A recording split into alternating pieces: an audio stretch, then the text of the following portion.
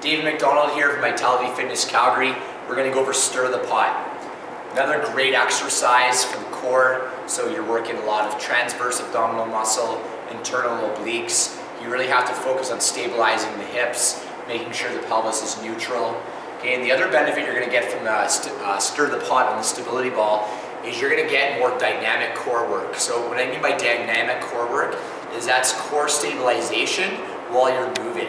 So very applicable and very transferable to other exercises. So if you look at an exercise like a push-up, a row, a squat, a deadlift, you have to maintain core stability and you have to maintain that core recruitment as you move. So planking and side planking are great exercises to start with, but they're necessarily not the most transferable to things like deadlifts, push-ups, or any other exercise that you're going to do. So that's when you start getting into dynamic core work, is when that really starts to apply and the strength gains that you get start to transfer over to those other exercises because you're moving while in a plank position, which is very functional. So we're going to go on the stability ball. We're going to show you what stir the pot looks like. Now when you're in stir the pot, there's two ways you can do this. You can do it from your knees or your toes. And when you're lined up on stir the pot, we want to make sure we have the shoulders and the elbows lined up.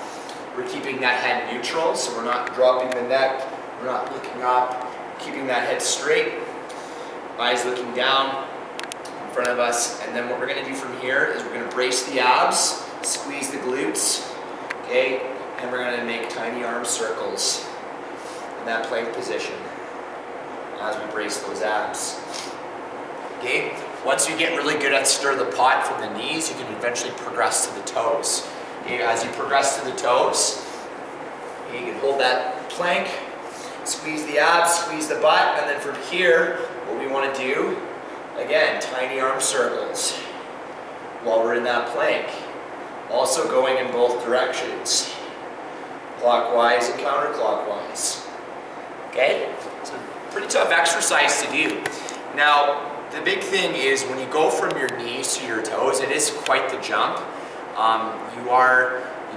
You are having to make pretty huge strength gains to go up to your toes. So a really good go-between, if you find the jump from the knees to the toes to be too much, a good go-between is to actually start planking on the ball from your toes.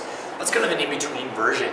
The reason why that's an in-between version is because you're getting the benefits of core strength and core stability, but you're not adding that movement component in. So if you get really good at going on the knees, doing stir the pot, and you find jumping to the toes and doing stir the pots too much, just try jumping to the toes and holding a plank on the ball.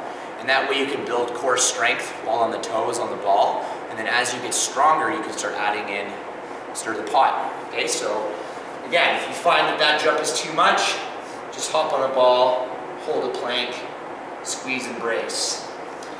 Okay, so that's a really good go-between version for the stir the pot, if you find the jump from the knees to be too much. I'm David McDonald from Vitality Fitness Calgary. Thank you for watching.